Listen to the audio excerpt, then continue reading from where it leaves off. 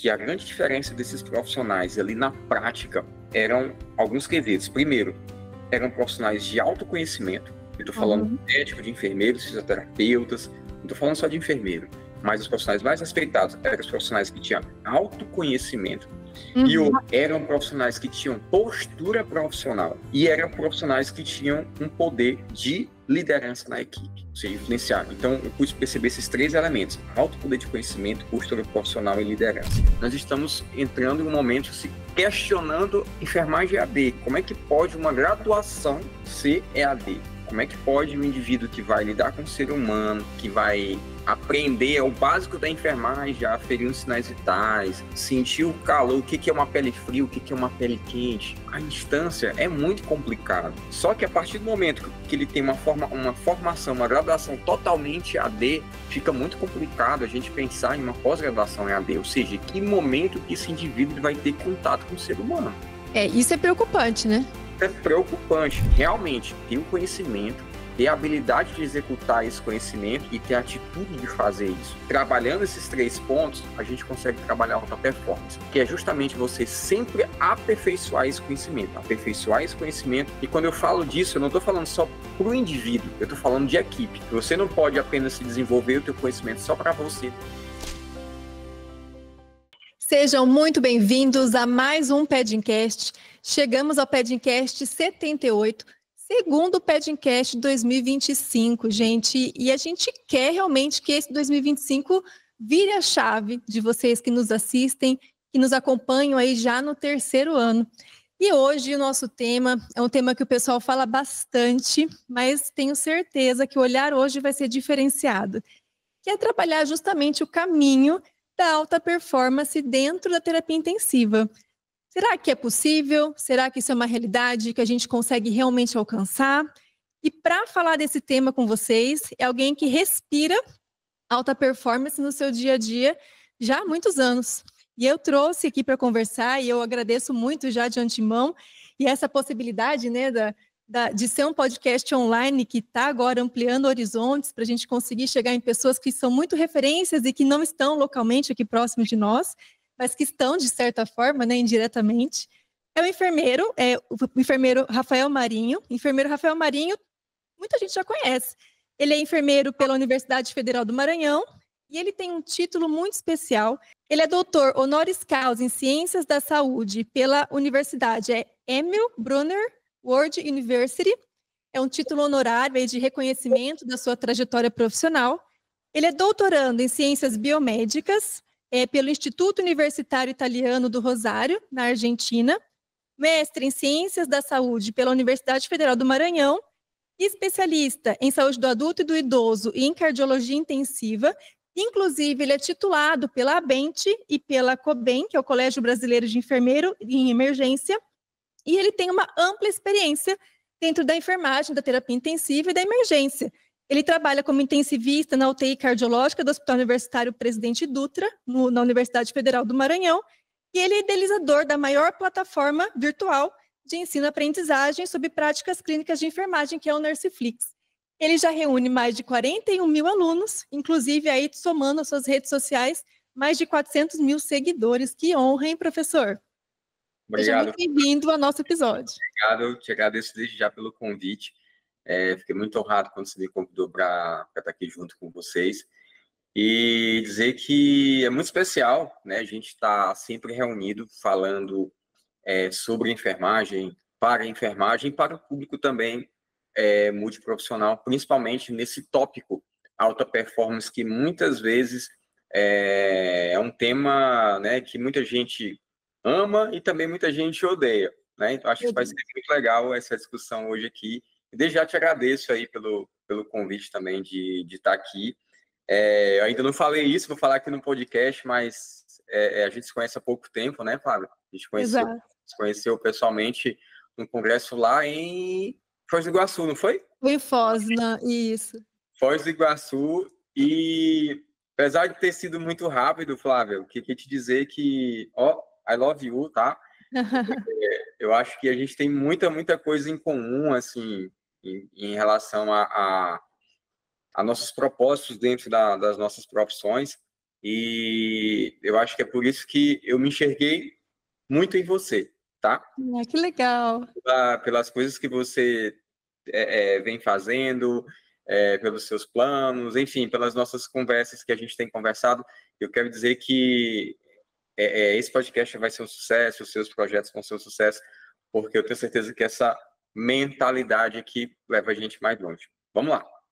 Nossa, eu fico muito feliz, porque quando a gente faz um convite, sabemos da sua agenda super atribulada. Na realidade, eu comentei que eu te acompanho já há muitos anos, né? E te acompanho, eu até falei nos bastidores aqui, ele tem mais de 400 mil seguidores, isso somente no Instagram, né? Sem contar as outras redes sociais. E aí, quando a gente tenta, eu sempre sou aquela, o não a gente já tem. Então, temos que tentar o sim. E a oportunidade de ter te conhecido pessoalmente, recentemente, foi uma surpresa muito boa. Eu acredito que Deus cruza caminhos, e foi um cruzar caminhos que eu já tinha idealizado há tanto tempo atrás. E, de certa forma, isso aconteceu de uma forma muito espontânea. E aqui, quando eu convidei, eu falei, não, tanto seguidor, não vai perceber ali no meio das mensagens, né? E aí veio o aceite, eu falei, poxa, que legal. Porque, é como eu disse, é um podcast de pediatria, mas a pediatria é muito parecida com a terapia intensiva adulto. E aí, quando a gente fala de performance, a gente fala de performance não apenas no hospital, né? Mas a performance na vida e a forma de ver a vida. Por isso que eu vejo que um podcast em 2025, ele iniciar dessa forma, às vezes é o que um profissional está precisando ouvir, para retrilhar os caminhos, repensar planejamentos, ter coragem de tentar, né, algo que eu já tenho, mas eu quero mudar em alguns aspectos. Se não está feliz, o que eu posso fazer para ficar feliz onde eu estou?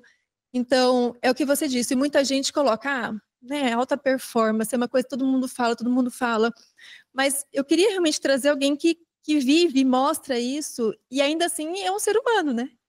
Porque é um enfermeiro, pai recente também, então, é recente, mas tem 2 crianças lindas, é marido, enfim, a articulação, sabemos que não é fácil, né? Então, é esse segredo que a gente vai tentar tirar aqui um pouco, conversar um pouco e aplicar isso ali dentro da UTI. E a admiração ela é muito recíproca, por isso eu fico muito feliz de poder estar aqui. Estou até um pouco nervosa, acho que daqui a pouco eu já fico mais tranquila, mas está bem legal. Eu acho que você podia contar um pouquinho por você mesmo. Eu te apresentei, e aqui, gente, eu tirei uma pontinha do iceberg para falar aqui, e é muito mais do que isso, então eu queria que você contasse um pouco da sua trajetória profissional, para quem não te conhece. Quero conhecer quem é o Rafael. Então, você já começou, Rafael, seu esposo da Jordes, tem 2 filhinhos lindos, a Ayla de 2 anos, e o Rafael agora está com 3 meses, caminhando aí para 4 meses. Eu vou fazer agora 15 anos de formado. Eu formei na Universidade Federal do Maranhão, na UFMA, formei em enfermagem, e logo que eu saí eu fiz residência com foco em cuidados críticos, e sempre fui apaixonado por cuidados críticos, coisa que sempre, depois que eu terminei a residência, eu sempre trabalhei em urgência e emergência, sempre trabalhei na área de terapia intensiva, então sou muito apaixonado por essas áreas. Hoje eu estou trabalhando mais em terapia intensiva, porque eu considero um ambiente mais controlado, então acho que vai passando os anos. Quando a gente começa, a gente vai ali naquela emergência, na adrenalina, naquele calor, né, de poucos anos de formado, é um aprendizado muito grande, mas hoje eu prefiro, né, prefiro trabalhar na terapia intensiva, por ser um ambiente mais controlado, onde a gente consegue desempenhar ali melhor o nosso papel. E eu não sou coach, tá? Talvez vocês vão pensar que muita coisa que eu vou falar aqui hoje, mas isso aí eu já ouvi falar e tal. Não sou coach, não tenho formação nenhuma em coach. O que eu vou falar aqui para vocês é exatamente o que eu vivi desde a minha faculdade, a minha residência, tá? E esses longos 15 anos de experiência profissional. Então, nesse ponto, eu já vou entrar em detalhes aqui com vocês em relação a isso.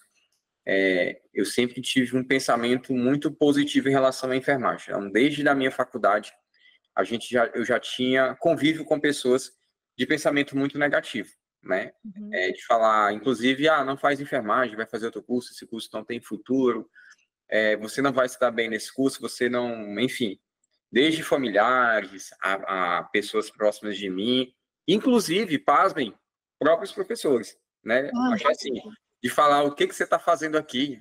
Enfermagem não é para homem, enfermagem é coisa de mulher. Ai, então, que preconceito. aquilo mexeu, né? Ia.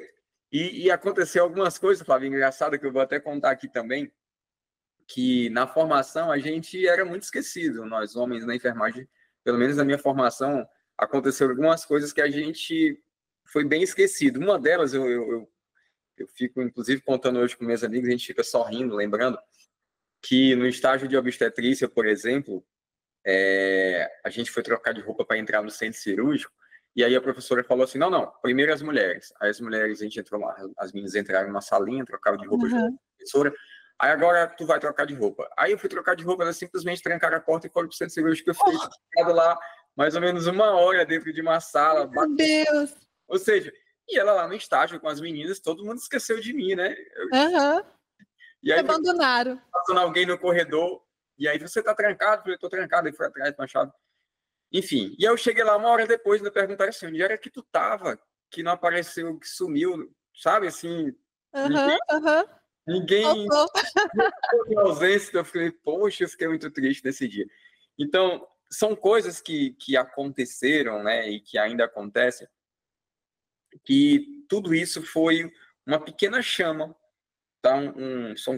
Foram vários motivos, mas essas coisinhas foram pequenas chamas para fazer com que eu despertasse essa alta performance. Então, isso começou na minha faculdade, para início de conversa. Como assim, Rafael? Como que começou? Logo no meu terceiro período, eu comecei já fazer estágio no hospital universitário, né, ter contato com professores, com profissionais, e eu via diversos tipos de profissionais. Desde aquele profissional que eu me espelhava e dizia, eu quero ser igual a esse cara aqui. E aqueles que eu via e falei, esse aqui eu nunca quero ser dessa forma, mas eu sempre tirava alguma coisa dele, sabe? No sentido de qual o lado positivo desse profissional, né? Mesmo que seja, eu não quero ser assim, para mim já era um lado positivo, de olhar para ele e dizer, não quero ser dessa forma. Então, eu comecei a extrair e começar a observar quem dentro do hospital eram profissionais que eram referência, que eram profissionais que eram respeitados, desde enfermeiros, médicos, outros profissionais. E eu comecei a extrair o que aqueles profissionais tinham de diferente para serem referências, para serem respeitados pela equipe. Eu prestava muita atenção nisso. E um dos primeiros pontos que eu comecei a notar foi que, dentro da enfermagem, a maioria dos profissionais que tinham esse respeito, essa admiração, tanto pela equipe de enfermagem quanto pela equipe multi, esses profissionais estavam dentro da terapia intensiva, por incrível que pareça. Olha só. Olha só que detalhe. Esses profissionais estavam dentro da terapia intensiva. Aí eu fiquei imaginando, mas por que esses profissionais dentro da terapia intensiva são... Será que essa terapia intensiva é algo maior, melhor do que as pessoas que estão na clínica? Eu ainda era um estudante, eu não tinha resposta para isso. Eu ficava me perguntando. E ao longo dos anos foi passando, e eu tendo contato com esse tipo de pessoas, e eu pude perceber a diferença, logo depois. Que a grande diferença desses profissionais ali na prática eram alguns quesitos. Primeiro, eram profissionais de autoconhecimento. Eu estou falando de médico, de enfermeiros, fisioterapeutas, não estou falando só de enfermeiro, mas os profissionais mais respeitados eram os profissionais que tinham autoconhecimento e eram profissionais que tinham postura profissional, que eu acho que isso contava muito, e eram profissionais que tinham um poder de liderança na equipe, ou seja, influenciar. Então, eu pude perceber esses 3 elementos: alto poder de conhecimento, postura profissional e liderança. Então, eu comecei a pensar muito nesse tripé. E aí eu tive contato, lendo, eu não me recordo mais qual era a referência, qual foi a referência que eu estudei na época, há muito tempo. Eu estava estudando um texto, e esse texto falava de 3 tópicos, que era conhecimento, habilidade e atitude. Isso ecoou na minha mente. Isso eu estou falando de 4º período, mais ou menos. Conhecimento, habilidade e atitude, mais conhecido como um chá, né? O tripé das competências. Isso ecoou na minha mente desde o meu 4º período. Conhecimento, habilidade e atitude, conhecimento, habilidade e atitude. E desde a minha faculdade, eu percebi que eu não precisava estudar para fazer provinha, para tirar 10 em prova. Então, se você for conversar com qualquer aluno que estudou comigo, qualquer professor, vai dizer, não, Rafael era um aluno mediano. Por quê? Porque eu não estudava para a prova. Eu estudava para entender, para me formar o melhor profissional possível ali dentro daquela universidade. É o preparo para a vida, né? Exatamente, para a prática. Porque eu sabia que eu ia precisar. E eu sabia que se eu fosse estudar só para tirar um 10 naquela prova não era suficiente. E aí, o resultado disso veio logo depois da formação. A gente foi fazer uma residência. Eu acabei de formar e fui logo fazer uma prova de residência. E olha só, eu acho, se eu não me falha a memória, não, foi com 2 alunos apenas. Apenas eu e uma outra amiga que hoje trabalha em Brasília, nós passamos na prova de residência. Olha só que coisa interessante.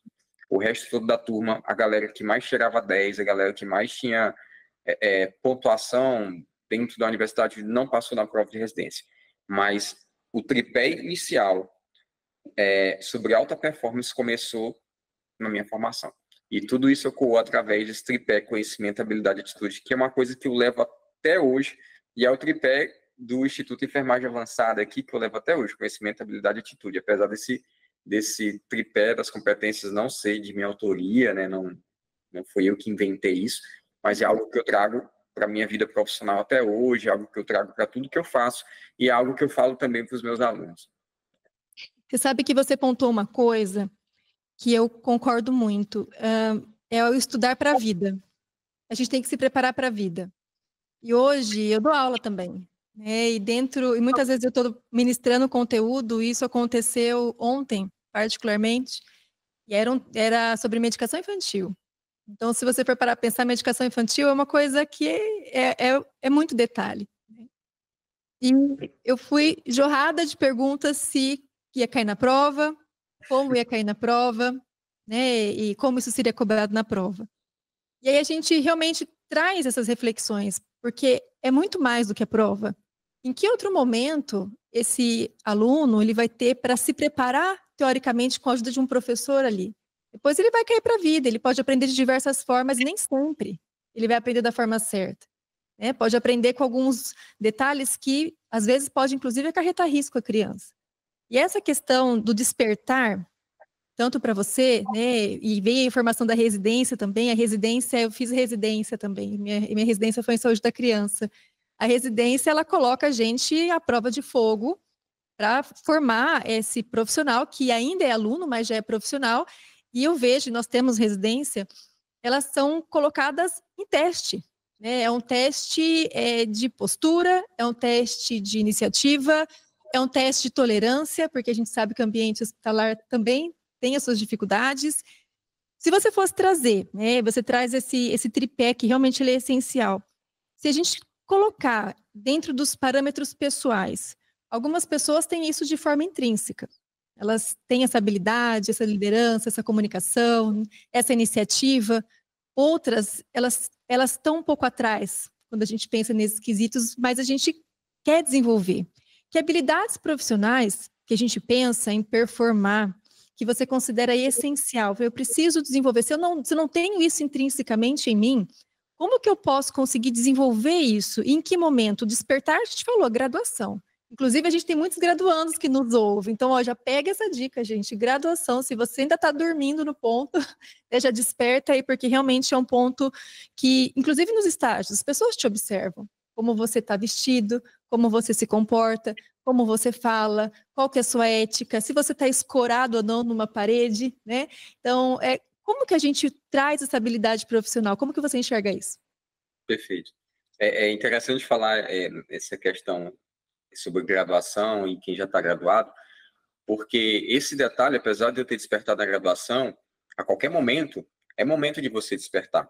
Né? Eu falo isso, eu tenho alunos que às vezes têm 10 anos de formado, e quando está conversando comigo, que a gente está nas nossas aulas, tem assim um insight, uma abertura de olhar que fala, poxa, por que eu nunca pensei nisso e por que eu nunca agi assim? Então, acho que um dos primeiros pontos que nós enfermeiros devemos ter nesse sentido é ter consciência do que nós somos, do que é um enfermeiro. Porque o que eu percebo muitas vezes, Flávio, eu estou falando de enfermeiro, muita gente apenas passa pela faculdade, não vive a faculdade. É muito diferente você passar por uma faculdade e você viver. Quando você vive uma faculdade, de fato, você torna-se um enfermeiro. torna-se um enfermeiro, você tem mente de enfermeiro, você começa a pensar como enfermeiro, você começa a raciocinar como enfermeiro. E aí serve também para você que é médico, que está aqui assistindo, para você que é fisioterapeuta que está assistindo, enfim, qualquer profissão. E é diferente das pessoas que passam. Eu percebo muita gente que tem apenas um diploma de graduado, mas ele não pensa como enfermeiro, não age como enfermeiro. Da mesma forma, de repente vocês vão ver pessoas que têm lá um diploma de médico, mas não pensa como médico, não age como médico, não raciocina como médico. Então, o primeiro ponto é isso, é ter essa consciência de que profissional eu sou, o que eu devo fazer, tá? E qual é a minha ciência? Então, a ciência da enfermagem é a ciência do cuidar. Então, se a ciência da enfermagem é a ciência do cuidar, um dos primeiros pontos que você tem que ter é consciência de que eu preciso me especializar o máximo possível no cuidado, que é o ponto de partida da enfermagem. Então, eu preciso me especializar, eu preciso ter consciência de entender o que eu sou e o que eu faço. Parece filosofia isso, né? Mas você tem que começar por aí, esse é um ponto importante. Depois você tem que desenvolver outros princípios dentro de você, outros pontos importantes, né? Além de você saber quem você é, o que você faz, é você desenvolver liderança, que eu acho que é muito importante o enfermeiro desenvolver, mesmo que você não... mas eu não sou um líder nato. Não, liderança ela é aprendida. Você pode aperfeiçoar essa liderança. Outras habilidades que você precisa ter, né? Você precisa ter habilidade de comunicação, isso é muito importante, porque eu acho que o enfermeiro que ele não se comunica, ele se complica, né? Já dizia aí aquela famosa frase de Chacrinha, né? Quem não se comunica se trombica, uma coisa assim. E eu acho que a habilidade da comunicação é algo que te faz flutuar dentro da equipe no sentido de conversar com o técnico, conversar com o físico, conversar com o colega médico. E essa habilidade de comunicação, ela te faz as coisas se tornarem mais fáceis, inclusive a habilidade de liderança. Às vezes você tem muito conhecimento sobre liderança, mas você não consegue pôr em prática o conhecimento da liderança porque você peca na questão de comunicação. Então, para você ser um bom líder, você precisa ser também um bom comunicador dentro da equipe. Eu acho que esse ponto é muito, muito importante. Liderança, comunicação. Todo e qualquer profissional, independente da área que ele tiver, ele precisa ter humildade para aprender. E hoje é uma coisa que eu percebo muito nos recém-formados. Eu percebo muita gente, aluno, que chega ali nos últimos períodos de graduação, recém-formados, as pessoas elas têm um orgulho, Flávia, que eu fico assim, meu Deus, sabe? Um orgulho de, às vezes, o pouco que ele sabe, ele acha que sabe mais do que todo mundo. É aquela curva, esqueci o nome da curva, quanto menos conhecimento você tem, maior é a autoconfiança, né? Exato. É desesperador mesmo. Então, o pouco conhecimento que ele tem, ele acha que ele já está acima de todo mundo, já pode enfrentar todo mundo, já pode debater todo mundo. E é uma coisa que talvez nas gerações anteriores, eu não via muito isso. Eu tenho visto muito isso hoje. Não sei se pelo fato dessas pessoas terem muito contato com rede social, terem contato com muito conhecimento e adquirem muita coisa, muita informação, muita dica ao mesmo tempo. Então, acho que ele acumula um monte de coisa, ele acha que já está preparado para chegar ali numa prática e dominar tudo. E não é muito bem assim. Então, acho que você ter humildade, você consegue aprender muito mais e ensinar muito mais outras pessoas, né? Às vezes, tem gente que está comigo na prática e fala, nossa, mas você é muito tranquilo, a gente pensava que você era diferente, Rafael, e tal, e tal. Aí eu falei, mas é porque elas pensam que, poxa, porque veio o Rafael com 15 anos e tal, tudo que já veio, acha que para eu fazer tudo isso eu preciso ser um profissional arrogante, um profissional orgulhoso. E não é bem assim, sabe? Quando você tem uma humildade, você consegue ensinar muito mais, né? E às vezes você ensina muito mais, eu sempre falo isso, você ensina às vezes muito mais com exemplo e as pessoas te observando do que você verbalizando, tentando passar algo para uma pessoa. Então, acredito muito, muito, muito nisso no exemplo. A gente tem até aquela famosa frase, né, que fala que, acho que assim a palavra pode até ensinar, mas o exemplo arrasta, né? Então, acho que esses pontos são importantíssimos para que um profissional possa começar, né, a destrinchar aí a carreira profissional. E essa questão do exemplo arrastar, Eu vejo que no hospital a gente é sempre observado, né? E observado por todos. Por É uma exemplo, dela, né? eu trabalho numa UTI pediátrica, e na UTI pediátrica a gente tem acompanhante 24 horas. Né? Graças a Deus, a gente adora. O direito da criança, a gente defende ter pai, mãe ali do lado, realmente a gente gosta. E eles estão lá 24 horas observando nós o tempo todo. Troca equipe, troca turno, eles observam. E é importante essa postura, ela é para todos os sentidos. Pensando também no exemplo que a gente vai passar de cuidado, de ética, de assistência para o acompanhante que está observando ali do lado, para aquela criança também. Né? Então, essa questão da humildade, do bom senso, são coisas que a gente precisa se espelhar nos bons exemplos. E desenvolver isso. Se caso a gente não tem isso, né, desenvolver isso. A gente não pode ficar acomodado. Eu não tenho, eu não vou desenvolver. E a gente consegue desenvolver. É que nem a liderança. Eu posso ter muita habilidade de comunicação. Eu vou estudar. Eu vou encontrar ferramentas, estratégias que vão aperfeiçoar a minha comunicação em prol da liderança. Então, são habilidades essenciais que a gente precisa correr atrás. E aí, não só habilidade de desenvolvimento pessoal, é o que você falou. Na UTI, os profissionais, eles demandam um autoconhecimento muito grande, porque envolve a assistência ao paciente no pior momento da vida dele, que é a fragilidade, que muitas vezes é o limiar mesmo ali de vida ou morte, e isso envolve um aporte tecnológico muito grande. Então, o profissional que se aventura, isso em nenhum momento a gente está colocando um patamar entre especialidades, não é isso? Mas um profissional que se aventura, né, ou às vezes é colocado para trabalhar num ambiente de terapia intensiva, tem que ter ciência que essa habilidade pessoal vai ser exigida, mas também habilidade técnica e científica. Por que vai ser exigida? Porque aquele paciente, no meu caso, a criança, no seu caso, o adulto, né, o paciente cardíaco, ele depende de você. A vida dele depende de você.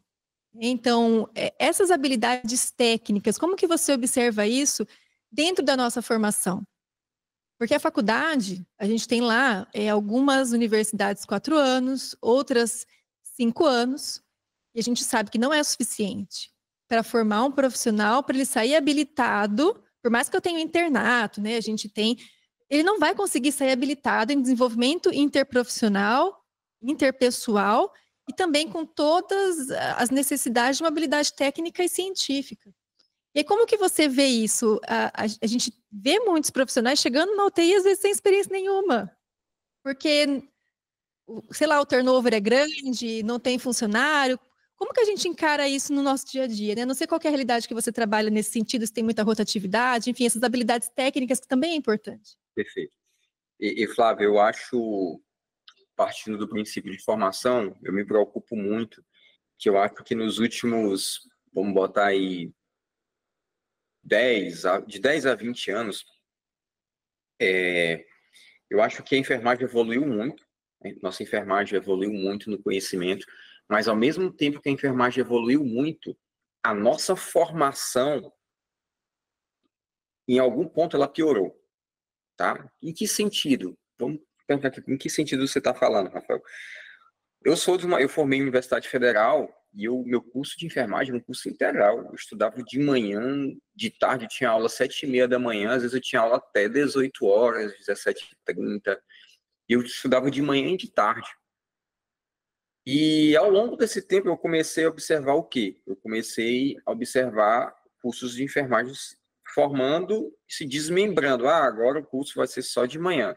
Agora o curso vai ser só à tarde. E aí depois eu me lembro muito bem quando foi um tema de muita discussão, na época, tal enfermagem noturna. Né? A mesma coisa, a galera está hoje discutindo enfermagem AD, mas há muito tempo atrás foi discutido o problema. Como assim enfermagem noturna?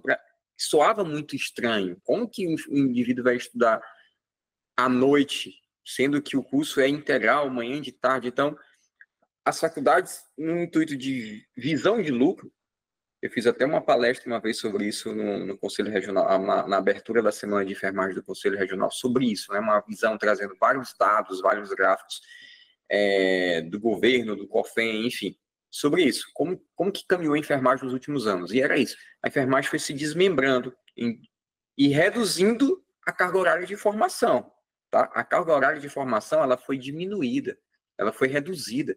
Então, aquele enfermeiro, eu tive, se eu não me falha a memória, eu não me recordo exatamente a carga horária da minha formação, mas eu me lembro muito bem da minha residência. E hoje, a maioria das faculdades particulares, apesar de ter umas muito boas, muito boas, muitas delas, a carga horária é metade de uma formação que eu tive, por exemplo. Que a gente teve. Então, acho que isso tem muito a ver no que repercute hoje na prática. Sim. Ponto. E nós passamos por esse momento. E agora nós estamos vivendo um outro momento. Nós estamos vivendo agora um momento da enfermagem AD, onde todo mundo questiona mais a carga horária da enfermagem de manhã, enfermagem vespertina, enfermagem noturna. Acabou, ninguém questiona mais isso. Hoje, nós estamos entrando em um momento se questionando enfermagem EAD. Como é que pode uma graduação ser EAD? Como é que pode o indivíduo que vai lidar com o ser humano, né, que vai aprender o básico da enfermagem, a aferir os sinais vitais, enfim, a sentir o calor, o que é uma pele fria, o que é uma pele quente. A distância. A distância é muito complicado, né? Isso implica, inclusive, numa coisinha chamada pós-graduação. Porque hoje, estamos falando aqui do Conselho Federal de Enfermagem, o Conselho Federal de Enfermagem hoje ele trabalha contra a questão da formação de enfermagem EAD. Inclusive, tem um documentário muito bacana sobre isso aí, que o COPEN fez. Só que o Conselho Federal, ele, não vou dizer, apoia, por exemplo, a pós-graduação EAD. Mas por quê? No sentido de que o cara teve uma vivência presencial muito boa na graduação. Só que a partir do momento que ele tem uma formação, uma graduação totalmente EAD, fica muito complicado a gente pensar em uma pós-graduação EAD, ou seja, que momento que esse indivíduo vai ter contato com o ser humano. Isso é preocupante, né? É preocupante. Então, para responder a tua pergunta, eu estou fazendo aqui um encadeamento de ideias para a gente entender lá no final como é que esse indivíduo ele chega na prática. Então, eu acho que hoje a chegada desse indivíduo na prática, tecnicamente falando, é fruto de todos esses questionamentos, né, de todas essas repercussões que aconteceram na formação de enfermagem ao longo dos anos. E eu acho que EAD é algo que não vai voltar atrás. Eu acho que já está implementado, talvez se consiga não abrir mais faculdades, mas eu acho muito difícil, uma vez que se permitiu acontecer, isso voltar atrás e não ter mais, até porque o grupo de educação é muito forte, então acho muito difícil voltar atrás. Mas que isso repercute na prática de como o aluno chega, repercute demais. Eu acho que a gente tem penado muito com a nossa formação e eu acho que isso reflete no que o enfermeiro chega hoje na prática. E eu tenho muita experiência com esse tipo de pessoas que chegam na prática. Às vezes eu fico me comparando, será se lá em 2005 eu era igual essas pessoas que estão chegando hoje? Eu falei, não é possível. Meu curso, ele também, eu tive a mesma experiência que você, curso integral, e aí quando eu terminei, né, a faculdade, eu vi a residência como a chance de aperfeiçoamento, porque a residência, se eu não me engano, era 5.010 horas, era uma coisa assim... 5.760 horas. Uma coisa assim, e era surreal, e passava por vários campos, saúde da criança é uma coisa gigantesca, né? Então a gente Nossa, e eu lembro, estou plantando todo final de semana. Então a gente, querendo ou não, a gente tinha que desenvolver habilidades. Se você era travado, você tinha que destravar, porque você estava lá de plantão, no dia seguinte você voltar lá, no outro dia você voltar lá, era 6 meses lá. Então eram habilidades que você tinha que desenvolver como pessoa e também tecnicamente. Até esse é um dos objetivos de uma carga horária aí da residência. Mas essas dores dessas pessoas, eu não sei se quem ingressa no curso EAD tem noção dessa complexidade. Porque às vezes também ingressa, eu vejo, não sabe nem o que é ser enfermeiro. E acontece muito isso, a pessoa às vezes entra, não sabe a complexidade do que é a profissão. E às vezes sai sem saber, né? Mas é isso também, enxergar um pouco isso. E você centraliza uma área de educação muito forte. Então, você tem uma plataforma gigantesca. Se for parar mais de 40 mil alunos na plataforma, fora onde você ensina, né, com palestras e tudo mais. Você ouve as dores das pessoas que chegam para trabalhar e se veem no mundo e falam, eu não aprendi isso, eu não estou preparada para isso. E muitas vezes pensando até em desistir, porque fala, eu não sou capaz disso. Que dores que você elenca dentro dessa sua trajetória aí na educação, de mídias, que as pessoas chegam para você e falam, Rafael, tá difícil, que dores que chegam para você? Pronto. A minha plataforma ela surgiu exatamente dessa dor que você está falando aí. Inclusive, agora, esse final de semana, eu vou estar ministrando um curso de esporte avançado de vida lá no Ceará. E foi justamente nessas idas e vindas, rodando o Brasil, desde 2016, talvez, eu acho que comecei em 2016, que a gente começou a rodar o Brasil todo, fazendo palestra, dando curso. E aí, Flávia, eu chegava em muitos locais para fazer um curso, e era incrível como as pessoas reagiam depois do curso. Olha Eu só. ficava impressionado como as pessoas... Poxa, para mim era só um curso, mas as pessoas ficavam assim de forma tão empolgadas, né?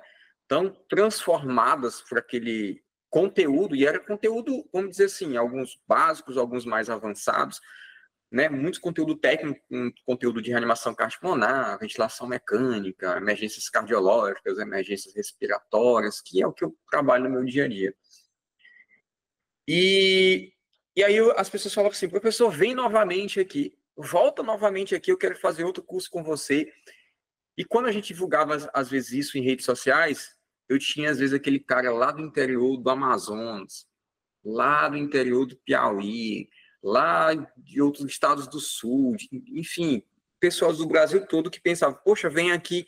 E eu sabia que eu jamais ia lá naquela cidade, jamais ia conseguir chegar lá naquele indivíduo. Jamais ia conseguir, porque é impossível rodar todas as cidades do Brasil. E às vezes tinha pessoas que tinham dificuldade de se deslocar de um local para o outro. Então, minha plataforma surgiu nesse sentido, em tentar alcançar aquelas pessoas que, de repente, onde eu não ia chegar e nem elas iam conseguir ir onde eu estava. E as dores que eu sempre encontrava eram exatamente essa. Professor, eu não vi isso na faculdade. Professor, eu não aprendi isso na faculdade. E eram dos assuntos, Flávia, dos mais simples possível. Uma sonda, né? Um cateterismo, uma punção, né? Procedimentos simples, tipo um cateterismo, a inserção de uma sonda, uma gasometria. E eu vi isso perto de mim aqui, perto de mim. Pessoas, eu lembro que eu tinha uma amiga chamada Michele Mello, que ela formou em uma universidade particular aqui, e era minha amiga desde a adolescência. E a gente passou enfermagem, eu passei enfermagem na Universidade Federal, ela foi para uma universidade particular, a gente formou praticamente junto. E ela formou e falou, Rafael, eu não tive estágio, eu não tive experiência, eu não sei fazer nada. Então, eu ficava assim, caramba, como é que você formou? E para mim aquilo era muito novo ainda, eu não sabia que tinha gente que formava sem ter um estágio, sem ter uma experiência, sem ter uma prática. Para mim aquilo era muito novo. Então, eu fui descobrindo isso, que isso existia de fato, e isso existia. Eu falei, se existia aqui no meu estado, existe em outra cidade, existe em outros estados. E os relatos eram de forma constante.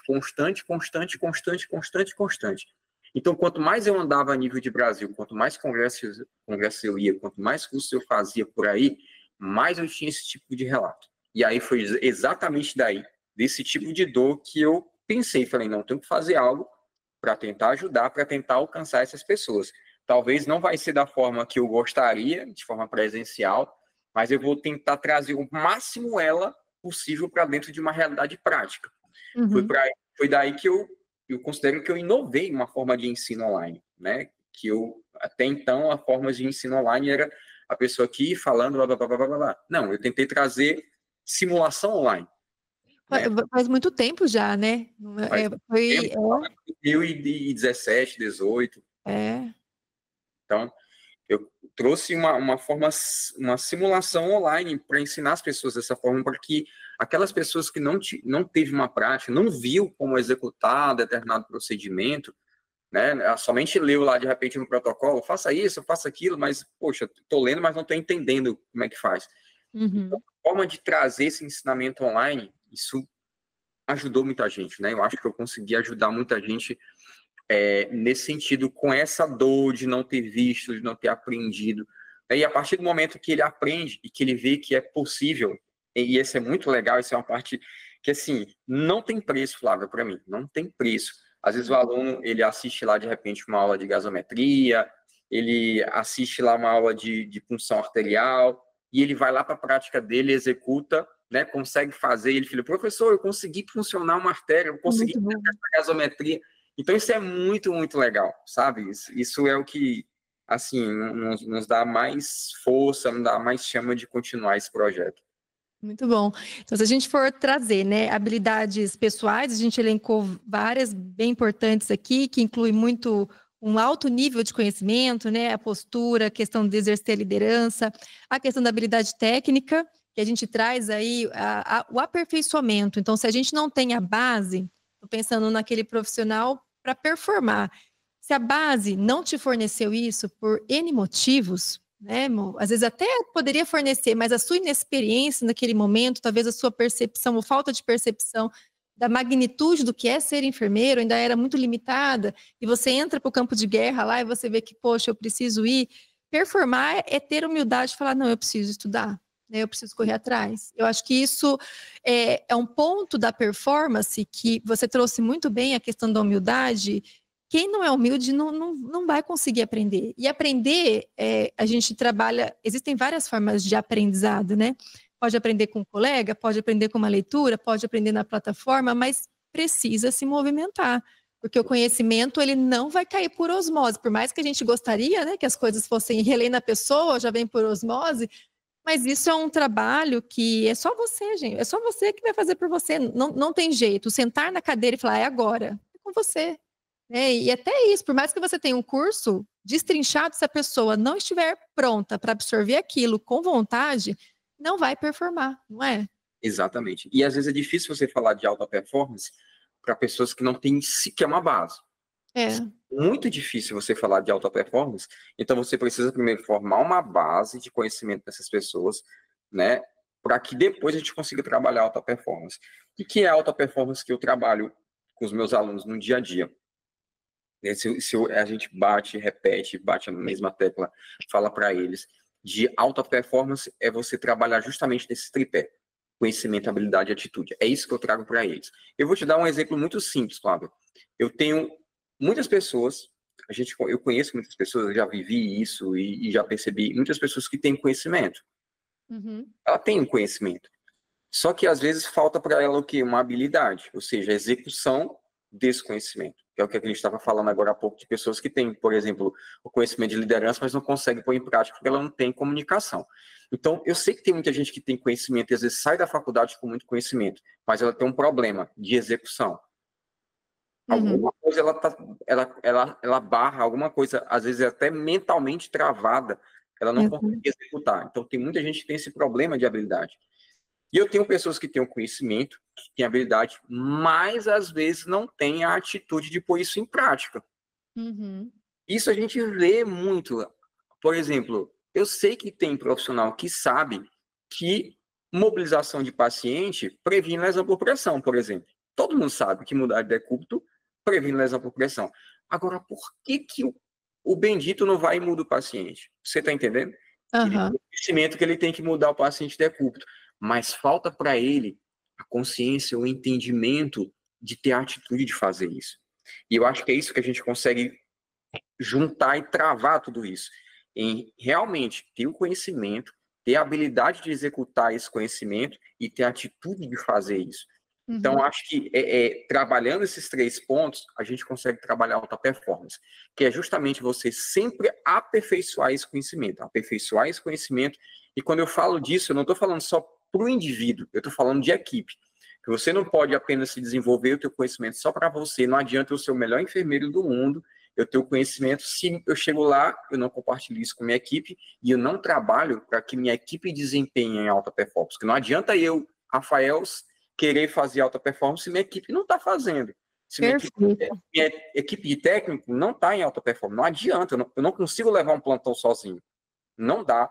Então, eu preciso, com minha habilidade de comunicação, com minha habilidade de liderança, influenciar essas pessoas, esses técnicos, influenciar o meu colega enfermeiro do meu plantão, a convencer ele, né, influenciar, convencer, de que é importante fazer isso, fazer aquilo, e motivá-lo, né? Mostrar para ele, poxa, é importante. E sabe como a gente consegue trazer isso? Com resultado. A partir do momento que a gente tem um resultado, olha, tá vendo? Faz assim que dá certo, faz assim que a gente consegue minimizar a infecção, faz desse jeito que você consegue passar uma sonda de melhor forma, faz desse jeito que você tem menos lesão no paciente. Então, quando você começa a executar algo e a pessoa começa a ver na prática que o resultado é diferente daquilo que ela já fazia, as pessoas começam a querer fazer igual. Então, às vezes eu falo para o meu técnico de enfermagem lá, poxa, não massageie essa área aqui na hora do banho, porque isso aumenta o risco de lesão. Por exemplo, você tem microvaso ali na região sacral, então se você faz isso aqui, você aumenta a pressão, você aumenta. Então, às vezes ele não sabe disso. Poxa, mas eu faço isso há 20 anos. Sim. A costa do paciente, isso quer dizer... Então, ele acha que aquela massagem ali, ele está fazendo uma massagem de conforto, está fazendo um bem. Então, quando você vai lá para o paciente, para ele, explica, olha, aqui eu tenho um microvasco, se você fizer isso aqui, você faz uma pressão, você aumenta a área de risco de lesão. Então, quando ele vê no final do mês, quando a gente muda o paciente, que a gente compara o índice, por exemplo, de índice de lesão por pressão no mês, que a gente consegue reduzir, e a gente passa isso para a equipe, por isso que o feedback é muito importante, não adianta o chefe de enfermagem, o líder, ficar com os dados ali para ele, porque aqueles resultados, aqueles dados, eles servem de motivação para a equipe. Então, quando você mostra taxa de infecção reduzida, taxa de lesão por pressão reduzida, taxa de complicação reduzida por procedimento, então tudo isso são bons resultados que motivam a equipe, né? Então, acho que isso é uma forma de você trabalhar alta performance. E existe um outro lado da alta performance também, que eu sempre falo para os meus alunos, que é o lado de conquistas. A gente comenta, como a gente comentou no início, né? Se você está numa residência, se você está em qualquer lugar, ali é uma janela. Exato. Janela. Eu sempre encarei a minha residência como janela. Quando eu finalizei minha residência, eu tive 3 a 4 oportunidades de emprego. As pessoas me chamam. As pessoas te veem, né? Você Bem seu jeito, não só o que você faz, mas como você se comporta, como que você age, sua atitude, né? É vitrine. Isso é vitrine. Você está sendo visto. E às vezes a gente não percebe que a gente está sendo visto. É verdade. Às vezes as pessoas não se dão conta disso, que ali tem outros colegas enfermeiros, tem colegas médicos, que às vezes trabalham em outro hospital, tem influência, né, em outras unidades. Isso é oportunidade. E eu falo sempre muito isso para os meus mentorados, para os meus alunos, que uma das formas de você conquistar, né, o seu lugar no mercado de trabalho é através da sua alta performance no local que você está. Então, às vezes, não adianta você querer, eu só vou trabalhar em alta performance quando eu quando eu sair da minha residência. Não adianta. Às vezes, você não vai conseguir. Eu lembro que eu tive, recentemente, 2 residentes. Eu tinha um residente que era excelente. Muito, muito bom. Ele nem terminou ainda.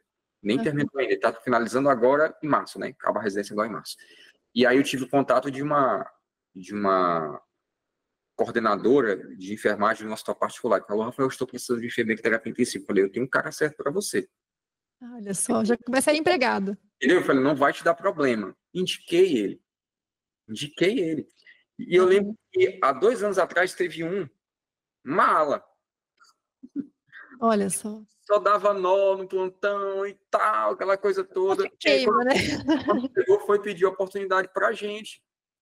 E aí foi unânime entre os enfermeiros da equipe dizer, rapaz, eu não vou te indicar, cara. Foi unânime, não foi só eu. Vários outros enfermeiros falaram, não vou te indicar. Por isso, por aquilo, tá. Então, se você não é bom ali no momento da residência, se você não faz por onde, se você não faz valer essa vitrine que é aquele momento, as pessoas não vão indicar você. Porque quando você indica, é o nome da pessoa também que vai junto. Então, quando eu indico alguém, vai meu nome junto. Poxa, o Rafael me indicou alguém, poxa, o cara não deu conta aqui do trabalho. Então, alta performance perpassa por isso, né? Resultados ali no plantão, resultados com o paciente, mas você tem que pensar também em alta performance resultado para você, né? Você vai ser visto como uma pessoa de referência ali no seu plantão. Você vai ser visto como uma pessoa lá fora também a ser indicada. E outra, isso facilita muito você trabalhar com qualquer outra coisa. De repente, trabalhar com pacientes. Então, eu trabalho na cirurgia cardíaca e a quantidade de pacientes que às vezes entram em contato comigo para saber se eu faço cuidado domiciliar. Ai, que graça. Eu não conto nos dedos. Eu falei, não faço esse tipo de serviço. Eu acabo indicando quem faz, né? Porque colegas trabalham com atendimento domiciliar. Então, eu recebo muito contato disso, mas por que eu vejo isso? Eu percebo que isso é um resultado da minha prática junto com os pacientes, junto dos meus atendimentos. Então, às vezes, eu fico feliz, Flávio, quando eu chego no plantão e o paciente olha para mim e abre aquele sorrisão e diz assim, que bom que é você hoje no plantão. É gostoso, né? Isso é muito legal, porque a gente percebe o quê? Poxa, a minha prática faz diferença na vida desse cara, faz diferença na vida desse paciente aqui. Ele se sente bem quando eu estou no plantão. É muito bom quando o colega médico chega, vai assim, ainda bem que é você hoje no plantão. A gente fica muito feliz com isso. Por quê? Porque é uma prática diferenciada, é alta performance, sabe? É alta performance. É muito bom quando a equipe se sente bem com você. Isso significa que você tem um bom resultado, que você tem uma boa assistência, que você tem uma boa liderança e, acima de tudo, que você tem um bom relacionamento. Então, a gente tem que entender que relacionamento dentro de uma equipe, ele faz com que o plantão ele flua muito melhor. Tá? Essencial, né? Essencial. Essencial. Então, comunicação. Então, não queira ser aquela pessoa não desejada no plantão, né? Que tem muita gente que às vezes tira, mas já chegou esse profissional aí no plantão.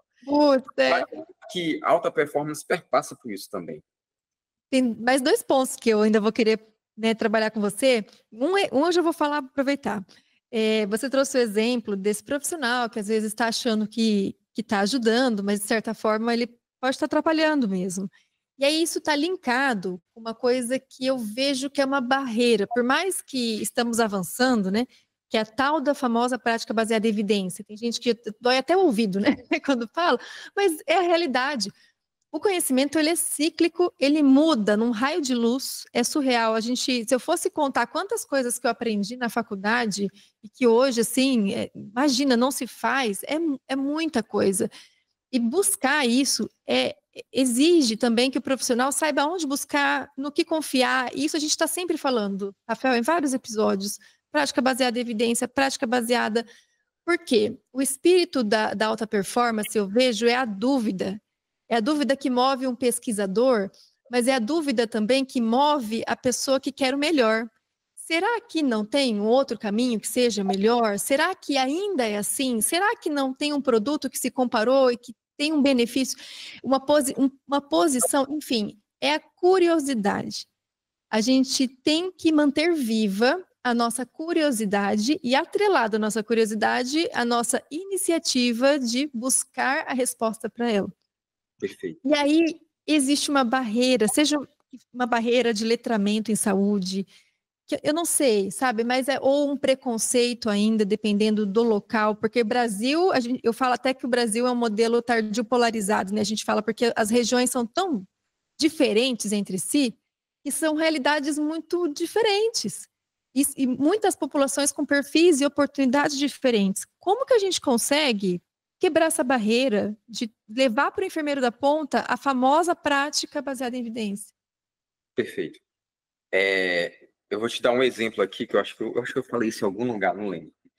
Então, se eu te der uma água de coco aqui, se você tem 2 águas de coco, você tem uma água de coco engarrafadinha e você tem um coco onde você precisa de cascar esse coco, né, furar esse coco, colocar um canudo para tomar. Você acha que a maioria das pessoas vai escolher o quê? Garrafinha, na hora. Que é muito fácil. Então, Flávia, não se atualizar, não buscar uma prática baseada em evidência é muito mais fácil, porque isso é cômodo. É muito cômodo você fazer as coisas de qualquer jeito, é muito cômodo você fazer as coisas de como você aprendeu na faculdade, é muito cômodo você fazer as coisas de como simplesmente alguém falou, faz assim e você continua fazendo. Porque prática baseada em evidência dá um trabalhinho. Tá. É constante aprendizado, é constante leitura, é constante busca. E uma das vantagens de você ser especialista, no caso da gente, intensivistas aqui, emergencistas, é porque você limita muito mais o foco de pesquisa. Sim. Né? Sim, hoje eu só estudo a minha área. Eu não estudo nada de obstetrícia, eu não estudo nada de pediatria. Eu só estudo a minha área. Então, por quê? Porque alta performance não é fácil, é difícil. Então, eu preciso me manter em alta performance nisso que eu trabalho no dia a dia. Então, a minha esposa, às vezes, ela briga comigo, né? Porque, às vezes, eu vou dormir e eu tenho mania de todo dia ler um artigo científico, pelo menos. Todo dia eu preciso ler alguma coisa todo dia. É uma delícia. Depois que você tem a prática, é muito bom, não é nada forçado. Não é sofrimento, né? É prazer, não é? Exatamente.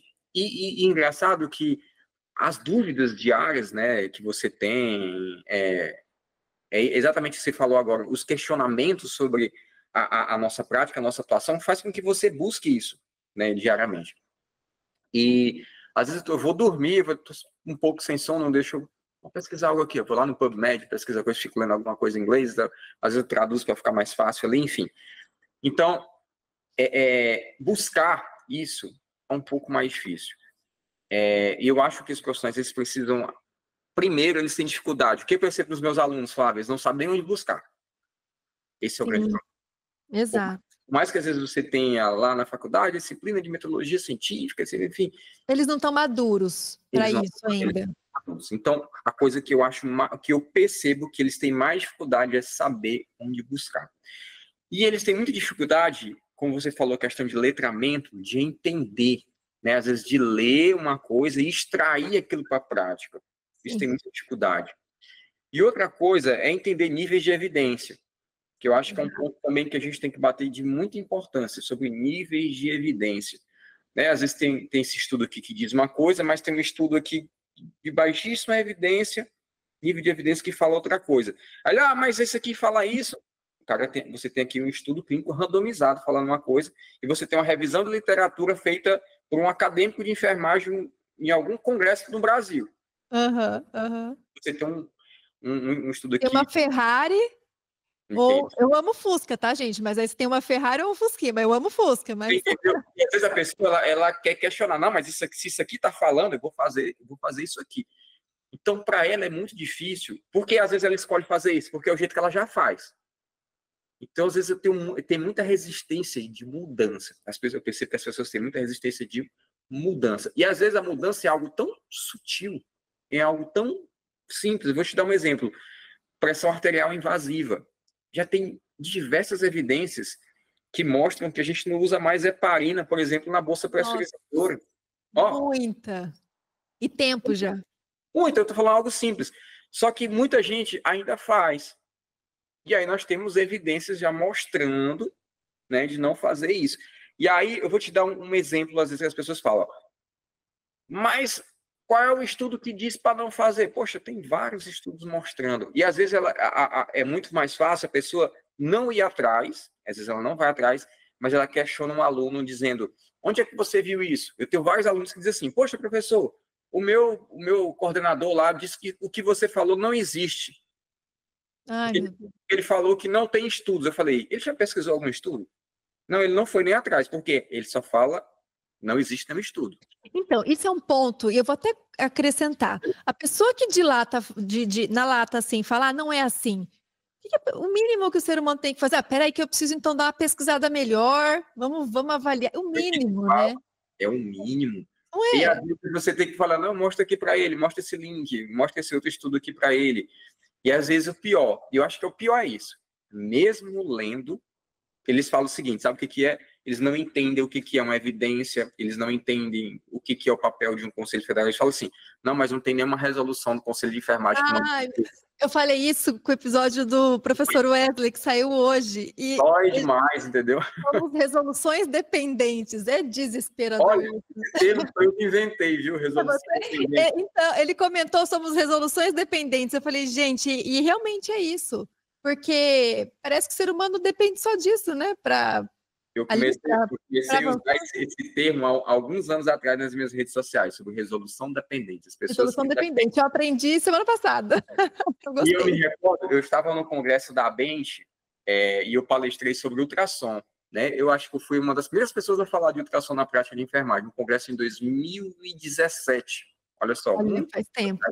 Eu estava palestrando sobre ultrassom na prática de enfermagem, e uma aluna lá atrás, um profissional falou que aquilo era inadmissível, que o enfermeiro não deveria utilizar um ultrassom, porque aquilo era uma prática médica, blá, blá, blá, blá, blá, que a gente não tinha resolução para aquilo. E aí eu não sei se eu fui muito elegante na resposta que eu fiz para ela. Eu falei assim, querida, você troca fralda de paciente no seu plantão? Não, eu ajudo. Eu falei, você tem alguma resolução que fala de que enfermeiro pode trocar fralda? Eu falei, eu não sei. Eu falei, não tem. Eu vou lhe responder, não existe resolução sobre troca de fralda. Mas sabe por que você faz? Porque isso é uma prática que já está estabelecida. E ultrassom é algo muito novo. E ultrassom, aí até a gente comentou sobre a diferença entre ultrassom e estetoscópio, que era a mesma coisa. Só dependia de como você utilizar. A ferramenta, o direcionamento. É a mesma, você vai usar cuidado. Eu falo sempre, você pode pegar uma agulha e uma seringa. Você, como enfermeiro, você utiliza essa ferramenta, de repente, para coletar uma gasometria, para administrar um medicamento. Agora, um colega médico pode pegar isso e fazer uma punção lombar, por exemplo, que é algo que a gente não faz. A mesma ferramenta com propósitos diferentes. Então, e às vezes as pessoas elas não entendem isso. Hoje o ultrassom já está aí, né, em evidência, todo mundo falando, já tem resolução, já está bem estabelecido. E eu lembro, alguns anos atrás também, Flávia, a mesma coisa aconteceu com a ventilação mecânica. Eu batia muito sobre ventilação mecânica, porque eu sempre trabalhei com ventilação mecânica. Eu aprendi ventilação mecânica na minha residência com um enfermeiro que era especialista em ventilação mecânica. Ele tinha pós-graduação em ventilação mecânica. Então, quando eu comecei a trabalhar, não existia nem fisioterapia ainda. Não tinha mesmo. Também na minha residência, até comentei com a fisio esse final de semana. Começou a entrar da manhã, depois noturno, depois começou a entrar noturno. Então, às vezes, quem manejava ventilação mecânica era nós. E só o que acontece? Ao longo dos anos, né, o colega fisioterapeuta, ele, né, se aprimorou muito mais que todo mundo. Então, hoje, o fisioterapeuta ele estuda muito mais isso, é muito mais... O respiratório é muito forte nisso. É muito forte nisso. E a formação da enfermagem é muito ruim nesse sentido. Então, ao longo dos anos, as pessoas da enfermagem formam achando que isso não é uma prática de enfermagem.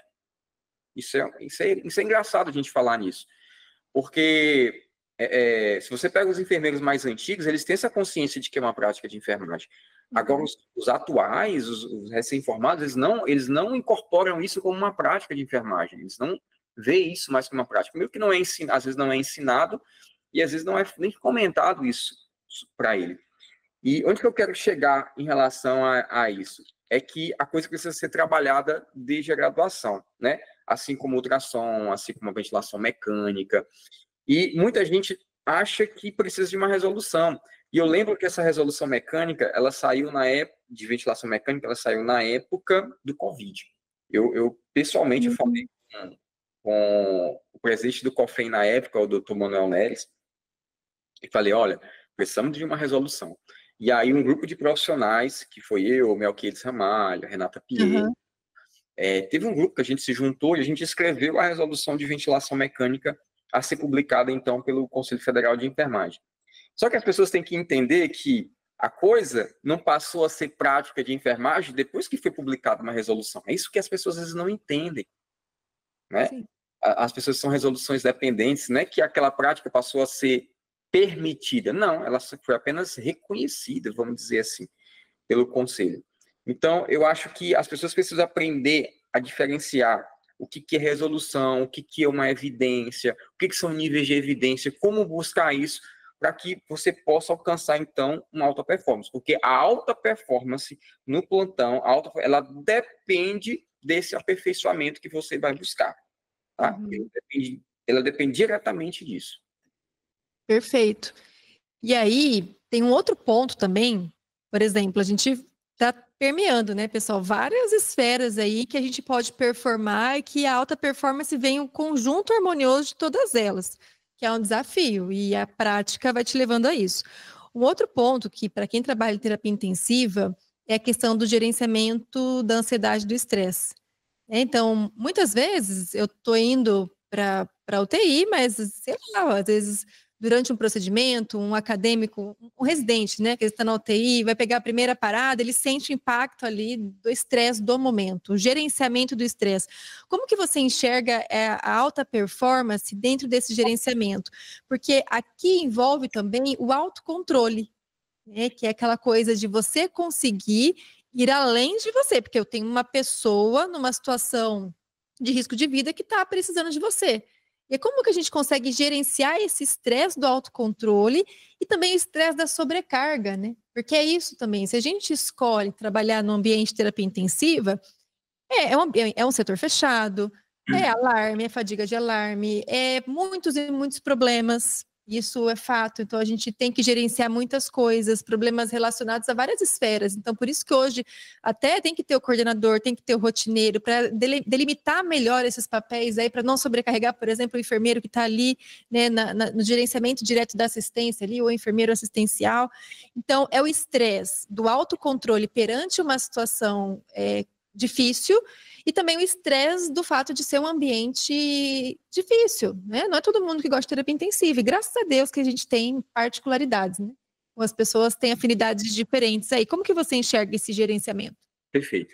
Eu acho que tem pontos que são pontos controláveis, onde eu consigo controlar, eu, enquanto enfermeiro, eu consigo trabalhar para controlar isso, e tem pontos onde isso extrapola o meu controle, né? Que aí eu acho que, como você bem falou, já deve entrar um coordenador de enfermagem, um líder de enfermagem, um líder de setor, para poder amenizar isso para o profissional. Mas um primeiro ponto que eu percebo, Flávia, é você querer estar ali. Exato. É você querer estar ali.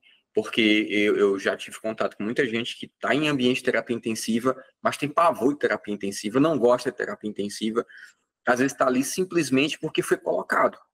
Né? E aí porque quando precisa de cobertura, né? O pessoal em desespero, né? Não, eu nem digo assim, algo, tá precisando ali, vai lá cobrir, vai lá dar um plantão, mas que não permaneça.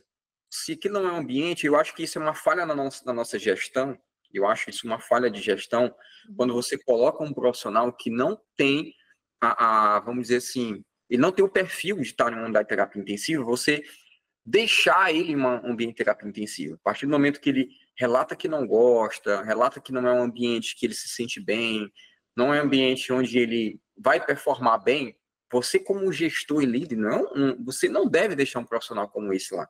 Porque eu acho que isso atrapalha a assistência como um todo, tá? Atrapalha resultados dentro da unidade. Então, esse é o primeiro ponto. Eu acho que isso é algo que você precisa querer estar ali. Eu acho que esse é o primeiro ponto onde isso impacta diretamente no seu emocional, tá? Eu acho que a partir do momento que você está dentro do ambiente que você gosta, isso faz a diferença. Por exemplo, eu dentro de uma emergência, dentro de uma UTI, parece que eu estou na minha praia. Sabe? Parece que eu tô casa, na minha casa, assim. A extensão da sua casa. No sentido de estar super à vontade. Eu amo estar ali. Essa semana teve uma colega que falou, Fran, você tá aqui cumprindo um papel social. Eu falei, vem cá, que história é essa de cumprir um papel social? Eu não entendi. Ele falou, não, porque você é empresário, você ganha muito dinheiro. Eu falei, olha, você está enganado. Eu amo estar aqui. Eu não estou fazendo papel social, não. Isso aqui eu adoro estar aqui dentro. Isso aqui eu adoro. A gente estava reanimando um paciente, por exemplo, pareça. E olha só a resenha que a gente estava durante a reanimação.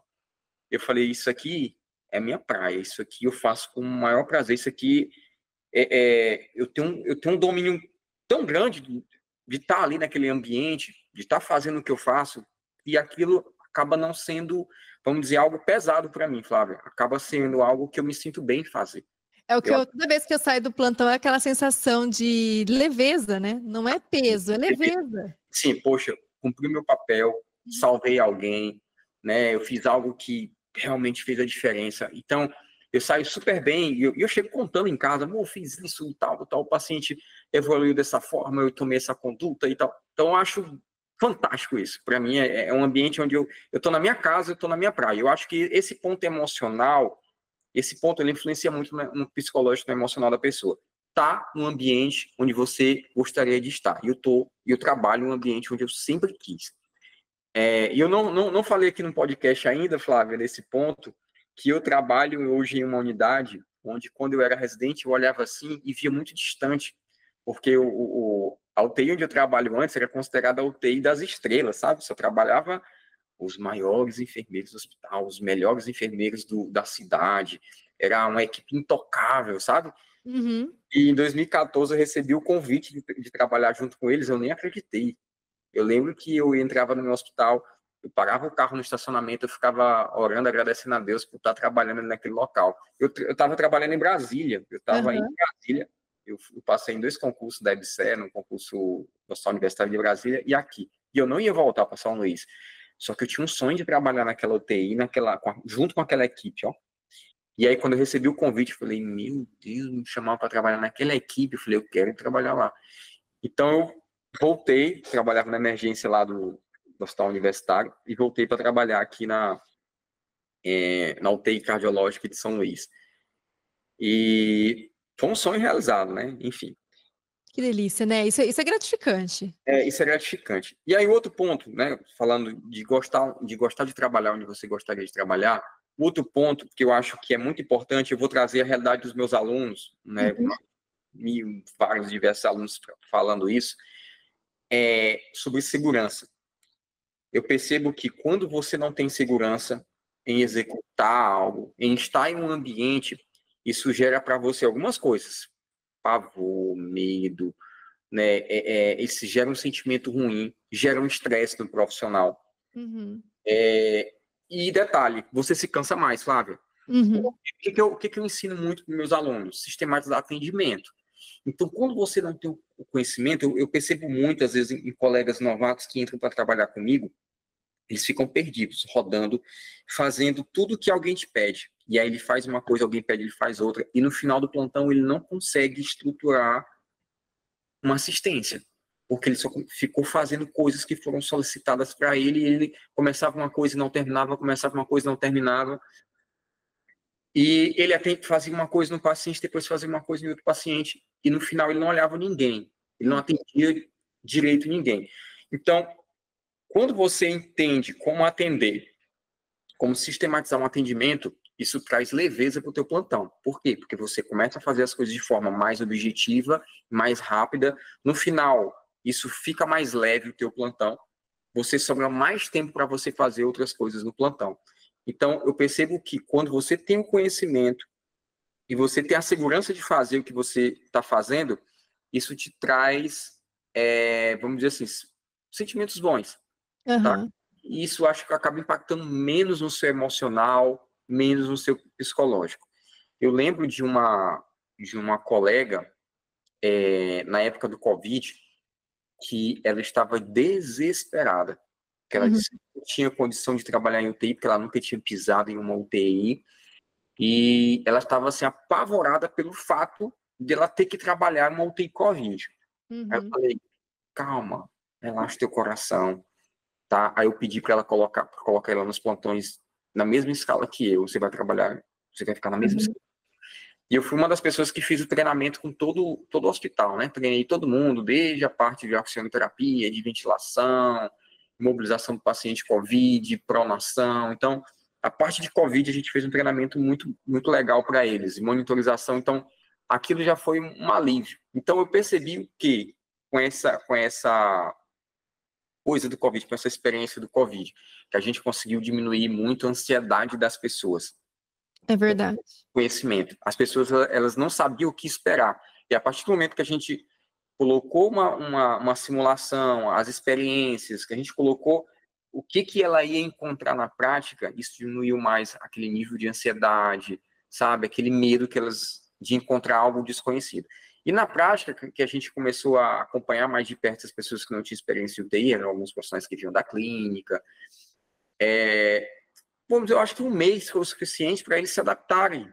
E depois dizer, poxa, eu pensei que fosse algo mais complexo, algo mais difícil. Eu falei, calma, não é tão complexo assim, tá? Não é tão simples assim também, mas também não é um bicho de 7 cabeças. Então, muita gente tem um medo. Muita gente que nunca entrou na unidade de terapia intensiva tem medo quando se fala de UTI, porque imagina aquele monte de barulhos lá. Eu acho que um outro ponto que você falou agora há pouco também, algumas coisas influenciam nisso. você já... Fadiga de alarme, né? Muita gente é fadigada por algumas coisas que elas às vezes nem percebem que fadiga ela no plantão. É verdade. E isso é algo que eu posso controlar. Eu posso muito bem controlar os meus monitores, os meus ventiladores. E às vezes aquele bip do dia a dia de 12 horas de plantão, às vezes passa despercebido por um profissional do quanto aquilo prejudica ele. Sabe? Isso, e todos os artigos científicos, se você for ler sobre isso, fala sobre fadiga de alarme, às vezes as pessoas elas não percebem que aquilo fadiga elas. A maioria das pessoas não tem consciência de que a fadiga do trabalho delas às vezes esteja relacionada com aquele barulhinho lá do monitor. É algo que eu posso controlar. A minha assistência é algo que eu posso controlar. Então, quando eu consigo sistematizar a minha assistência para facilitar o meu atendimento, eu consigo controlar isso, tá? A partir do momento que eu ponho em prática a minha habilidade de comunicação, a habilidade da minha liderança para facilitar a comunicação com a equipe, isso gera menos estresse.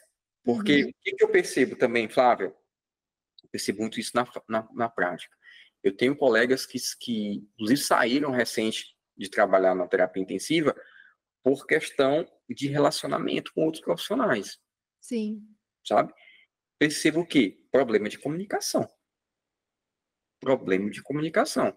Então, isso gera estresse, que às vezes você sabe que trabalhar intensivo, não, às vezes a gente tem esse estresse também de trabalhar com outros profissionais, de comunicar, mas eu acho que a partir do momento que você muda a forma de comunicar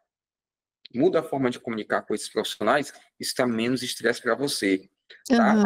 E eu acho que a partir do momento que você começa a resolver diversos pontos, e aí entra a questão da administração, da chefia, tá? Por exemplo, o trabalho sobre o dimensionamento, que às vezes foge da minha responsabilidade enquanto enfermeira especial, o trabalho junto com outras unidades, como, por exemplo, quando você dá responsabilidade para a equipe, toda medicação tem que buscar na farmácia, é responsabilidade do enfermeiro, é responsabilidade do técnico. Poxa, quando você não coloca um apoio, querendo ou não, essas idas e vindas, isso demais. Isso gera estresse, tá? Por exemplo, vou dar um exemplo que aconteceu há 3 dias no meu plantão. Inclusive, eu postei agora recente nas redes sociais sobre isso. Estava lá no meio do plantão e, de repente, faltou um medicamento chamado Milrinone. A briga com a farmácia, né? Com a farmácia. E olha só, era um estresse que não era para eu ter durante o meu plantão. Você entendeu? Esse estresse não é para eu ter. Então, eu precisei sair da minha unidade, me deslocar até a farmácia, que a gente tem uma farmácia satélite que é do lado, discutir com o farmacêutico que o que ele liberou estava errado, que o cálculo de medicamento que ele fez para 24 horas estava errado. Então, isso não era para eu fazer, entendeu, Flávia? Mas eu tive que fazer isso. Eu tive que fazer. E eu preciso o quê? Eu preciso que minha chefia converse com a chefia deles para poder revisar melhor, porque falta um medicamento, depois falta outro. Então, isso gera um estresse, porque isso tudo cai por cima do enfermeiro. O técnico fala, enfermeiro, faltou medicamento, enfermeiro, faltou medicamento. E você tem que resolver a parada, entendeu? Então, querendo ou não, a gente vai somando vários pontos.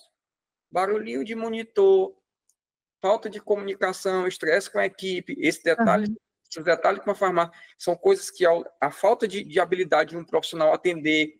Então, você vai juntando tudo isso, você gera estresse, você gera a questão emocional, você gera pressão psicológica de estar ali dentro da unidade de terapia intensiva. Tudo isso é um peso muito grande no final do dia para um profissional. Então, eu acho que as habilidades que a gente desenvolve servem para resolver cada um desses pontinhos para que a assistência ela se torne mais leve. Como eu disse, tem coisa que depende de mim, mas tem coisa que minha chefia precisa agir. Tem coisa que é responsabilidade dela também. Então, acho que a liderança, juntamente com quem está na assistência, de forma alinhada, consegue fazer com que isso seja mais fácil para quem está lá na ponta. Nossa, é tanto detalhe e tantas vertentes, né, a serem trabalhadas, que é complexo, mas não é impossível, né? Então, se a gente for caminhar para tentar... E é um podcast que dá para falar muita coisa, tem muita coisa para ser falada e daria para a gente ficar muito mais tempo. Mas se você fosse resumir, né, a questão da alta performance dentro da terapia intensiva, é uma realidade ou é uma utopia? Como que você classificaria? É uma realidade, porque se eu fosse dizer que era uma utopia, eu estaria mentindo para mim mesmo. Me considero fruto dessa alta performance, eu me considero um profissional de alta performance e eu sei o quanto é difícil, sei, não é fácil, não vamos dizer que é fácil, exige leitura, exige, né, determinação de você estar correndo atrás, de você estar se aperfeiçoando, existe postura profissional e tem outra coisinha que eu considero muito importante, que é ser um espelho, né? Eu sei que eu sou um espelho para a minha equipe, eu sei que eu sou um espelho para outros profissionais. E eu acho que a gente não deve considerar isso como utopia, e eu conheço diversos outros profissionais que vivem essa alta performance, e eu acho que um ponto que a gente precisa discutir, Flávia, dentro dessas unidades, dentro dos hospitais, é exatamente o reconhecimento desses profissionais que trabalham em alta performance. E sabe por que é um problema essa questão de se falar em alta performance, que eu acho que é um ponto que eu ia tocar lá na frente, eu esqueci de falar, que muitas vezes a gente fala assim para mim, por que você trabalha em alta performance? O mesmo salário que você ganha trabalhando em alta performance. Exato. Eu ganho também. Você deu para entender? Eu lembro, há uns 4 anos atrás, eu estava na UTI e parou um paciente na clínica ao lado, que era uma clínica de nefrologia, trabalhava com transplante renal. E um paciente parou. E aí o que acontece? Veio o enfermeiro com o técnico correndo, entrou na UTI. Rafael, o paciente parou.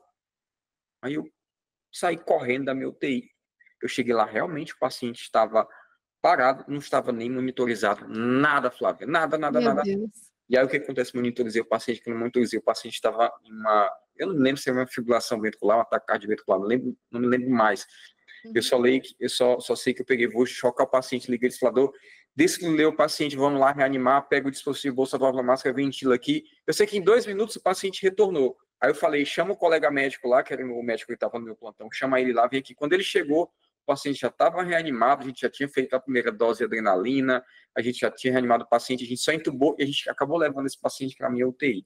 O que eu quero dizer com isso? Para te resumindo, e eu lembro depois ele me mandou uma mensagem carinhosa, me agradecendo, blá, blá, blá, blá, blá. Beleza, o que eu quero dizer com isso é que, por mais que o hospital ofereça treinamento em RCP, que oferece, porque eu fui uma das pessoas que já treinei esses profissionais, né? As pessoas, às vezes, elas tá ali no treinamento, às vezes ela tá porque o hospital tá obrigando elas a participar de um treinamento. Infelizmente tem isso. Sim. Elas não estão ali, às vezes, pelo motivo de deixa eu aprender, porque na minha prática isso pode acontecer e eu preciso atuar. Não. Ela está ali porque o hospital obrigou ela a participar de um treinamento de RCP. E ela precisa desse certificado, porque às vezes esse certificado vai dar ali vai ajudar ela a progredir lá na frente. Às vezes as pessoas elas pensam por esse lado, que é muito triste. Sim. Eu fui instrutor de ACLS durante alguns anos aqui no hospital. E por incrível que pareça, eu nunca vi, até hoje lá, enquanto eu era um enfermeiro do meu hospital, fazendo um treinamento de ACLS. Oh, Jesus. Você entendeu? Às vezes é triste para mim, poxa, porque eu trabalho no maior hospital público da minha cidade, da rede EBSER, e para mim era muito... E eu sei que os profissionais lá ganham bem, não dizer, não tem condição de pagar uma ACLS. Tem condição de pagar uma ACLS. Porque os profissionais, tinham vários profissionais do interior que ganhavam bem menos, enfermeiros, e estavam lá fazendo a CLS. Deu para entender? Isso, o que eu quero falar para você é de mentalidade. Isso é uma questão de mentalidade. Buscar algo melhor, buscar algo que vai fazer diferença na prática, e não perpassa apenas pelo salário que você ganha. Às vezes as pessoas têm essa desculpa. Eles não fazem porque ganham mal. Mentira. Porque eu sei de enfermeiros que ganham super bem, às vezes o mesmo salário que eu ganho dentro do hospital público federal, e não se aperfeiçoa porque não tem a mentalidade de ir lá, de entender que aquilo vai contribuir com o paciente, vai contribuir com a vida dele. Então, eu acho que essa questão de alta performance que nós estamos discutindo aqui, acima de tudo, é o primeiro passo que eu sempre falo para os meus alunos: se eu não conseguir mudar a tua mentalidade e você entender que isso é importante, nem prossiga, eu nem quero que você siga aqui comigo. Porque não adianta você querer fazer esse curso aqui só para um certificado. Eu sempre falo isso, se você está aqui para o certificado, eu não quero que você permaneça. Eu sempre falo isso nas minhas primeiras aulas lá, que está lá. Porque não faz sentido para mim. Não faz Sim. sentido nenhum. Eu preciso de alguém que mude, que tenha mudança de mentalidade, que entenda da importância disso e de saber que isso vai repercutir na vida dele e isso vai trazer ganhos, né? Ganhos profissionais, ganhos financeiros, ganhos pessoais. Porque eu acho que a partir do momento que a gente começa a entender isso, Flávia, Uhum. isso ultrapassa o ambiente profissional. Isso Excelente. vai para o ambiente pessoal e você começa a ter alta performance em coisas que estão além do profissional. Tipo, você começa a ser um profissional mais, vamos dizer assim, mais comprometido com a alimentação. Você consegue ser um profissional mais comprometido com exercício físico. Disciplina, né? Disciplina. A partir do momento que você entende essa mentalidade da disciplina, poxa, que eu preciso aprender, eu preciso ter esse conhecimento, eu preciso ter essa habilidade aqui, eu preciso ter essa atitude. Então você começa a aplicar isso. Se você tiver esse entendimento, você começa a aplicar isso em várias áreas da sua vida. E você vai começar a ver resultados que às vezes você não via antes, sabe? Eu acho que isso que faz toda a diferença. Disciplina. E a gente não vai ter tempo de trabalhar, mas tem toda uma questão também por trás, né? Que é a base familiar, a questão da espiritualidade, né? A fé em algo maior, que rege tudo isso. E É a muita gente coisa precisa. envolvida. Muita coisa envolvida, porque é mente, corpo e espírito, né? Aquela coisa. A gente tem que estar conectado para performar bem. Isso envolve também o nosso bem-estar, que daria, nossa, muita conversa. Se você fosse resumir uma mensagem para deixar para o pessoal sobre esse episódio, o que você deixaria como mensagem? Uma mensagem,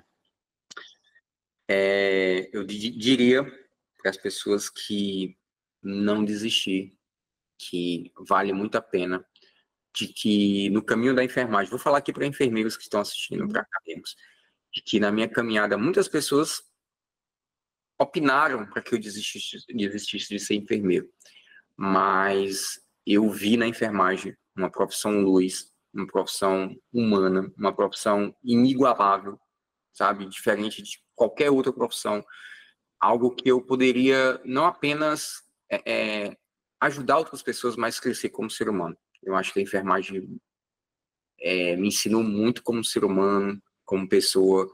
Eu acho que eu cresci muito profissionalmente com outros profissionais também que viviam isso. Então, eu não estou trazendo aqui a novidade que o Rafael inventou alta performance, não. Eu via profissionais na prática e eu vi o quanto aqueles outros profissionais eram mais bem-sucedidos do que outros que não executavam isso. Então, acho que a mensagem é de não desistir. A gente tem hoje um mercado de trabalho muito acirrado, competitivo, mas que todas as pessoas que trabalharem, todas as pessoas que se dedicarem, todas as pessoas que perseverarem, eu acho que isso é um ponto muito importante, perseverança, elas vão ter grandes resultados, tá? Elas vão ter sucesso na vida profissional. E eu sou um fruto disso, eu sou um resultado dessa perseverança, dessa dedicação, desse compromisso com a profissão, assim como você também, Flávia. Você é o resultado disso, assim como nossos colegas, que a gente conhece muita gente, né, da terapia intensiva, que são profissionais de sucesso, profissionais competentes, profissionais que são referências nos seus estados, né, nas suas cidades, referência no Brasil. Né? Eu vou citar aqui alguns colegas, como meu amigo Melquides Ramalho, Renata Pietro, a Idelane Montenegro. Tem várias pessoas que são do nosso ciclo da Bent, que são profissionais de sucesso, que estão mostrando grandes resultados aí com seus trabalhos. E para você que está começando agora, eu sei que às vezes é difícil olhar e às vezes ver uma pessoa aqui em cima, um profissional aqui em cima, às vezes você está olhando de baixo, poxa, como que ele conseguiu chegar lá? Caminhando. Então, você fala que o caminho se faz caminhando, trabalhando, é um dia por vez, é um trabalho por vez. Então, não adianta você querer fazer não existe uma única coisa que você faz, é um conjunto. Então, você deve ter percebido nesse bate-papo aqui, que é um conjunto, desde o mental, emocional, teu conhecimento, né, as pessoas que você convive, né, o teu relacionamento, as suas habilidades de comunicação, de liderança. Então, não existe um motivo, são vários motivos que vai fazer você alcançar alta performance e alcançar sucesso profissional. Acho que é isso. E onde a gente te encontra, né? Quem não te segue, né? Tanta gente te segue, mas vai que alguém aqui não te conhece, agora passa a conhecer a partir deste episódio. Onde encontramos o professor Rafael Marinho? O canal que eu mais trabalho hoje, por estar mais próximo dos meus pupilos, né, dos meus alunos, é no Instagram. Você pode botar prof.Rafael Marinho, ou então, se você achar difícil, você pode botar lá Enfermagem Avançada, você vai achar o meu Instagram. Tem também o meu YouTube, Professor Rafael Marinho. Se você quer conhecer um pouco mais da nossa plataforma Netflix, você pode colocar www.netflix.com.br, é a plataforma que a gente tanto comentou aqui durante o podcast, tá bom? Uma plataforma voltada para enfermeiros, para acadêmicos de enfermagem. E apesar de ser para enfermagem, eu tenho muitos outros profissionais lá, eu tenho médicos, acadêmicos de medicina, fisioterapeutas. Eu sempre falo, não é para vocês, tá? Eu não falo para vocês, mas sejam bem-vindos, né? Quem entrar na plataforma, enfim. E é isso, tá? Vocês me acham por lá, qualquer coisa, a gente está à disposição, pode mandar mensagem, né? Eu vendo a mensagem, a gente conversa. Fechou. Tem muita gente mandando mensagem, mas uma hora a gente vê. Isso aí. E ó, tem que curtir depois dessa conversa, né? Tem que curtir, tem que compartilhar, tem que indicar para um colega. Claro. Isso aqui, né? Isso aqui é mais do que o episódio. A gente está falando de uma experiência de vida, de um caso que deu e dá muito certo, que é a prova viva de que resultados de performance, ele é uma frase do Joel J, que ele fala bastante, que é o trabalho devolve, né? O trabalho devolve, ele devolve em várias esferas.